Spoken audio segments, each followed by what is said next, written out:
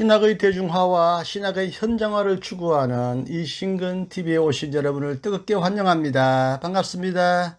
그리고 고맙습니다. 위리겐 몰트만의 대표적인 저서 희망의 신학을 강독해 드립니다. 30번째가 되었습니다. 이제 마무리되어 가고 있습니다. 제5장 탈출 공동체로 넘어갑니다. 중간에 있는 많은 부분을 건너뛰겠습니다. 5. 하나님 나라의 기대, 지평 안에 있는 그리스도교. 그리스도교의 본질과 목적은 자기 자신과 자신의 독특한 생활 속에 있지 않다. 그리스도교는 자신을 넘어서는 그 무엇으로부터 살고 있으며 바로 그것을 위해 존재한다. 만약 우리가 그리스도교적 실존의 비밀, 혹은 그리스도인의 삶의 비밀, 존재의 비밀과 그 행동 방식을 이해하기를 원한다면 그의 사명에 대해 질문해야 한다. 그리스도교 혹은 그리스도인의 사명이라고 해야 하겠어요. 만약 우리가 그 본질을, 그리스도인의 본질 혹은 그리스도교의 본질을 규명하기를 원한다면 자신의 희망과 기대가 걸려있는 바로 그 미래에 대해 질문해야 한다. 아마 이 희망의 신학에서 가장 자주 나오는 표현이 미래일 것입니다. 이와 관련돼서 희망, 약속, 부활이 긴밀하게 얽혀서 함께 나오기도 하죠.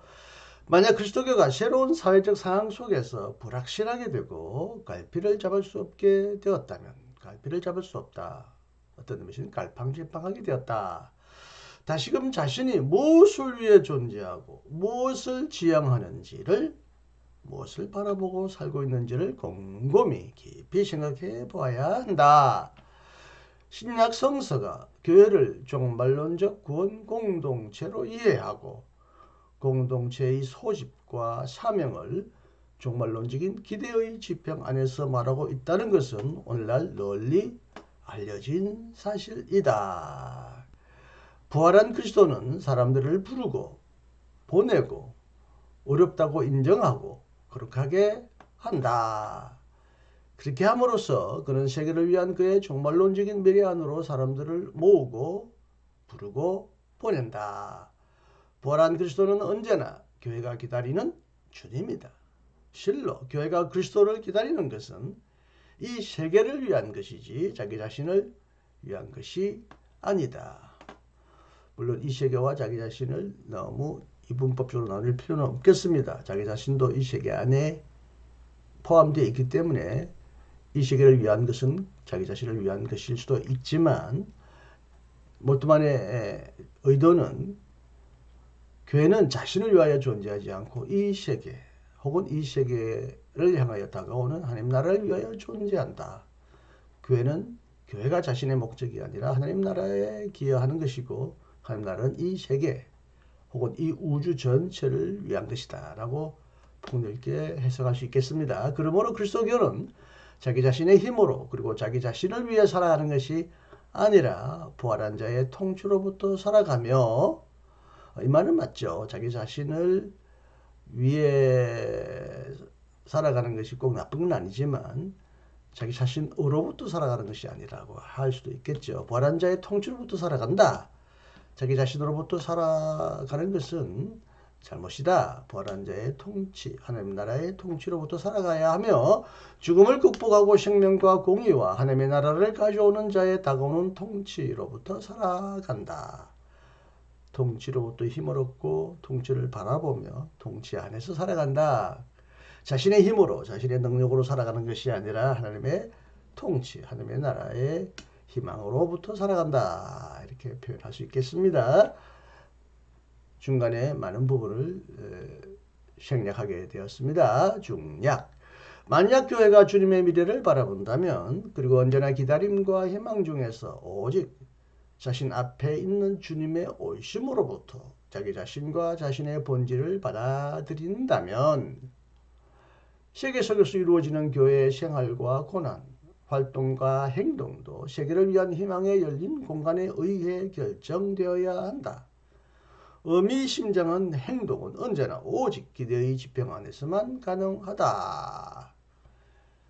만약 그렇지 않다면 모든 결단과 행위는 절망의 나락으로 떨어질 것이며 몰 이해와 무의미 속에서 허탕을 치게 될 것이다. 오직 의미심장한 기대의 집행이 드러날 때 자기 자신을 비우고 객관화하며 스스로 부정의 고통 속으로 들어갈 수 있는 가능성과 자유가 인간에게 열릴 것이며, 이러한 일을 하는 중에도 그런 자신의 자유로운 주체성을 투입 혹은 헌신하고, 주체성을 어떻게 보면 투입한다는 말은 바친다, 버린다, 이런 폭넓은 뜻을 가지겠습니다. 자신의 주체성을 양도하는 것을, 자기 자신의 주체성을 포기하는 것까지도 불평하지 않을 것이다. 오직 생활의 시련이 기대의 집행에 의해 지탱되고 포착될 때 이 시련은 더 이상 자유의 상실과 포기가 되지 않고 생명을 얻는 일이 될 것이다. 그리스도의 파송에 순종하는 교회는 그리스도를 본받아 세계를 위한 봉사도 실천한다. 교회는 오직 세계를 향한 파송을 구체적으로 실천함으로써 십자가에 달리고 부활한 그리스도의 몸이 될 수 있다. 파송, 전둥, 이 말은 이제 넓은 의미에서는 선교라고도 표현되겠습니다. 그러므로 교회를 위한 교회는 아무것도 아니다. 교회를 위한 교회는 없다는 거죠. 교회의 본질은 저쪽으로 완전히 다른 사람을 위한 봉사에 있다. 여기서 보네프의 유명한 명제가 생각납니다. 교회는 다른 사람, 타자를 위하여 존재한다. 타자를 위해 존재할 때 교회는 교회다울 수 있다라는 보네프의 문장과 비슷한 내용입니다. 세계를 위한 공동체가 됨으로써 교회는 하나님의 공동체가 된다. 세계를 위한 공동체가 된다는 것은 교회가 결국 세상의 문제만을 가지고 고민하고 세속적인 교회가 되자라는 말로 오해될 수 있는데 그게 아니라는 거죠. 하나님 나라의 기대의 집행 아래서 이 세계를 위하여 봉사하는 거죠. 그런 의미에서 하나님 나라의 희망을 이 세계 안으로 퍼뜨린다는 의미에서 세계를 위한 공동체는 하나님의 나라를 위한 공동체, 하나님의 공동체가 된다라고 할 수 있겠습니다. 그런데 세계를 위한 교회라는 이 같은 현대적인 용어는 현대적 용어, 세계를 위한 교회는 현대 와서 매우 활성화된, 매우 많은 사람들이 사용하는 언어가 되었습니다. 매우 애매한 용어다. 여기 또 애매하다는 뜻도 있다네요. 왜? 이것은 실로 인격적인 신앙이나 교회 공동체 혹은 제도적인 교회가 현대 사회가 실용적으로 기대하는 사회적 역할을 충실히 이행한다는 뜻으로 이해될 수 있을 것이다. 세상이 원하는 방향으로 실용적인 교회가 되어야 된다는 뜻으로 그렇게 이해, 아니 오해될 수 있을 것이다 라는 뜻이겠습니다. 하지만 세계를 위한 교회는 무분별한 연대성과 막연한 동정이 아니라 하나님의 뜻과 소원대로 세계를 위해 봉사하는 것과 세계 안에서 활동하는 것이다. 그렇죠. 하나님의 뜻에 따라 세계를 위하여 봉사하는 세계를 위한 교회여야 한다는 뜻이겠죠. 하나님의 뜻과 소원은 그리스도의 파송과 사도직 속에서 드러난다. 온 인류에 대한 교회의 개입, 헌신, 투입은 희생은 선교 속에서 실현된다.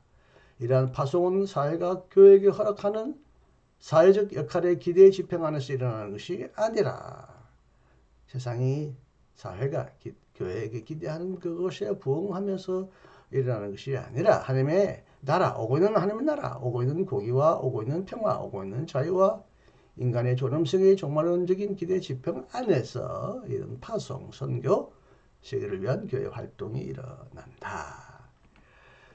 교회가 인류를 섬기는 목적은 이 세계가 지금의 상태 그대로 머물러 있거나 보존되기 위한 것이 아니다.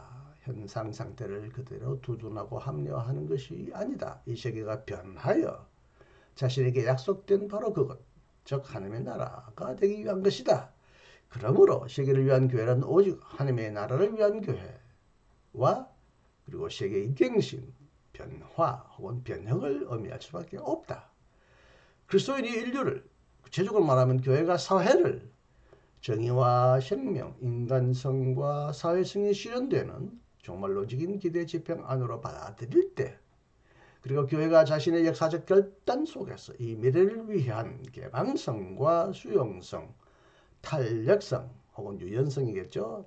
탄력성을 세계에 전달할 때 세계의 갱신은 일어난다. 1차적으로 세계의 갱신은 혹은 변혁은 부활의 능력으로부터 이루어지는 하나님의 새 창조의 약속을 세계의 방방곡곡에 전파하기 위해 복음을 전파하는 가운데서 일어난다. 복음 선포는 교회와 교직자들의 지배권을 확장하는 것이나 절대자 숭배를 통한 이런 특권의 재획득과는 무관하다. 복음 선포는 복음을 선포하는 자들이나 교회의 지도자들의 지배권 확장 혹은 어떤 교회의 세계 재패, 세계 지배와는 무관하다고 보아야 하겠죠.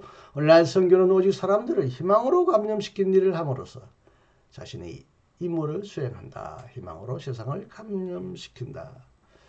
감염이라면 질병을 퍼뜨린다는 의미에서 부정적으로 흔히 쓰는 용어이지만 여기서는 희망을 감염시킨다는 의미에서 긍정적으로 이 단어를 해석하고 있습니다. 선교의 목적은 세상을 번역하기 위해 세상을 향해 오고 있는 하나님 나라의 생생하고 활기찬 희망을 일깨우는 데 있다. 하나님의 나라를 희망하는 자는 고난도 기꺼이 감수한다. 이것은 단지 특수한 교직자들만의 목회자들만의 임무가 아니라 모든 그리스도인들의 임무다. 모든 그리스도인들은 세계를 향해 희망의 사도직을 수행하며 바로 여기서 자신의 본질을 발견한다. 즉 희망의 사도직을 통해 그들은 참으로 하나님의 교회가 된다. 교회는 그 자체로서 세계의 구원이 아니다. 교회 자체가 곧 세계의 구원, 곧 하나님 나라 그 자체가 아니라는 것이죠. 교회도 세상과 더불어 하나님 나라를 기다리는 존재다는 것이죠. 그러므로 세계를 교회로 만드는 일이 곧 구원일 수는 없다. 하하. 흔히 이제 파송 선교라 그러면 많은 사람들을 예수님의 제자로 만들고 교회를 만들어서 교회가 세계를 구원하는 하나의 유일한 매체다 혹은 목적이다. 그래서 교회를 뭐 방주로 비유하기도 하고 그러는데요. 세상을 온통 교회로 만들어서 세상이 곧 교회가 되는 것이 구원은 아니라는 거죠. 교회는 세계에 다가오는 구원을 위해 봉사하며 마치 세계를 향해 날아오는 화살처럼 미래를 향해 나아간다. 교회가 곧 교회를 위하여 존재하지 않고 교회가 곧 구원 자체가 아니라는 것이죠.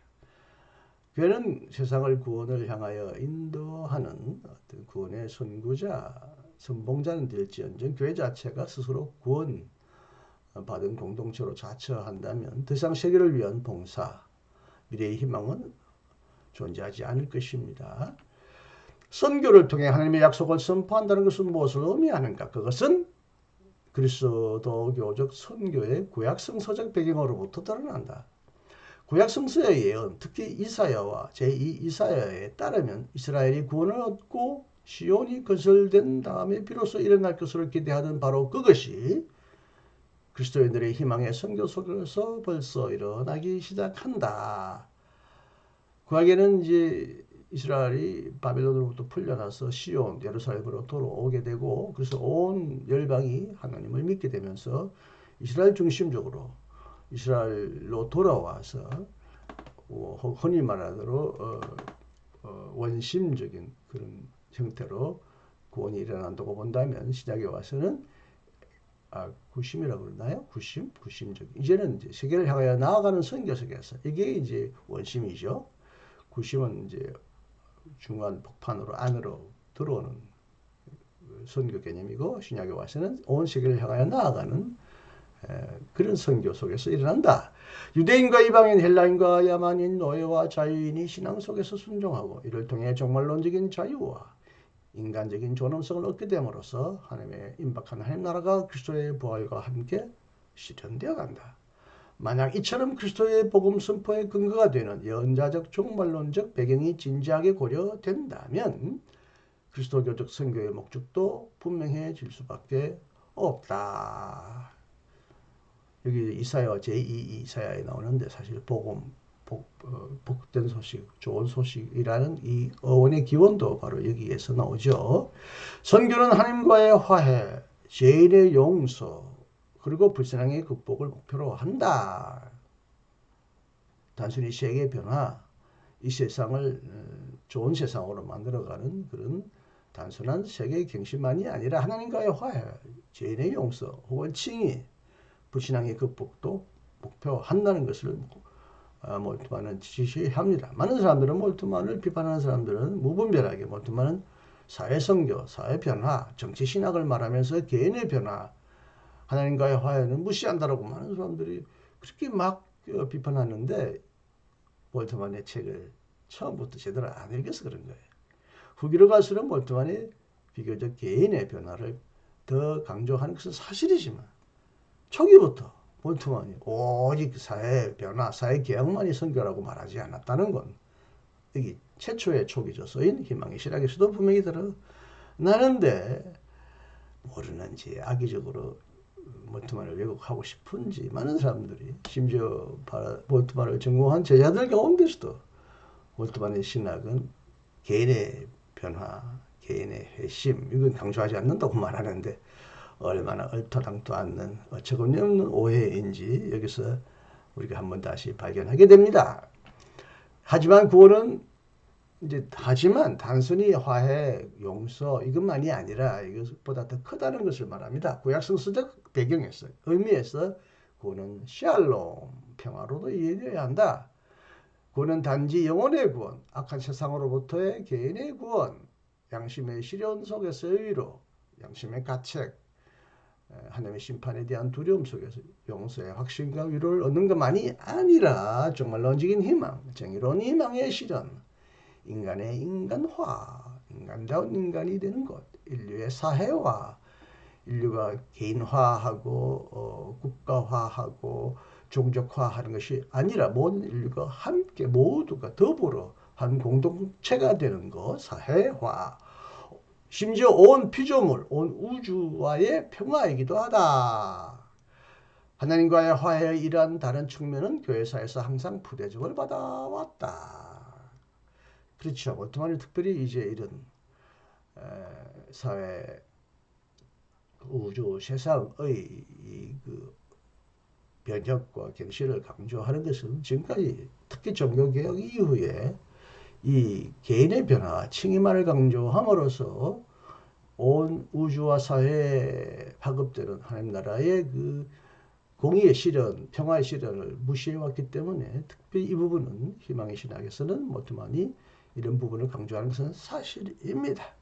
왜냐하면 교회는 자기 자신을 더 이상 종말론적으로 이해하지 않았기 때문이며 현세적 종말론적인 희망을 열광주의자들에게 넘겨주었기 때문이다. 이 땅에서는 예수 믿어서 칭의하고 어렵게 되고 죽어서 부활하거나 내세에서 하늘나라에 들어간다는 이런 피한적인 믿음 때문에 이 현세에서 희망이나 변화는 이제는 정말론적인 열광주의자들, 교회가 내치고 비난하고 이단으로 정죄했던 열광주의자들이 오히려 거꾸로 하나님 나라의 희망을 이 세상에서 실현하려고 노력했다는 것을 우리에게 기억시켜 줍니다.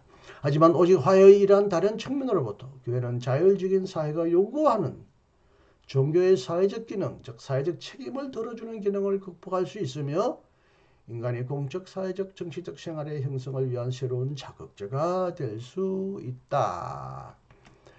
만약 그리스도교적 선교가 야훼 기자의 아브라함 약속과 이사야의 예언자적 종말론의 배경을 위해서 모든 사람들에게 신앙의 공의를 전파할 뿐만 아니라 종말론적인 기대가 지금 생생하게 실현될 수 있는 길을 열어준다면 이와 같은 종말론적인 지평 안에서는 단지 이방인의 신앙적인 순종, 이방인의 회심, 회개만이 아니라 구약 성서가 기대하는 축복, 평화, 샬롬, 공의와 생명의 충만함도 드러난다. 로마서 5장 15장 8절에서 13절 참조하라고 합니다. 이것은 강한 자와 약한 자, 노예와 자유인, 유대인과 이방인, 헬라인과 야만인을 새로운 공동체로 결합하는 사랑의 능력 안에서 성취된다. 희망을 말하든 모트만의 이 부분에서는 사랑의 능력이라고 또 사랑의 중요성을 강조하는 것이 새롭습니다. 제가 아침 먹은 지 얼마 안 돼가지고 좀 닭국질 같은 그 북한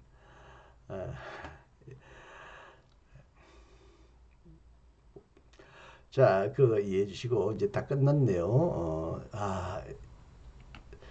30분까지 했는데 한 번 더 31번까지 하고 마칠까 합니다. 한 번만 더 기대해 주시기 바랍니다. 30번으로 딱 끝낼까라도 생각했지만 또 중요한 본문이 한 번 더 남아 있기 때문에 다음 시간까지 하고 모트만의 희망신앙 강독을 마무리하겠습니다. 그래도 30번까지 와서 꽤 많이 공부했네요. 여러분에게 도움이 되었기를 바라고요. 마지막까지 함께 해주시기를 기대합니다. 감사합니다. 오늘도 희망의 영 안에서 행복하게 기쁘게 생활하십시오. 나도 그렇게 하겠습니다. 감사합니다.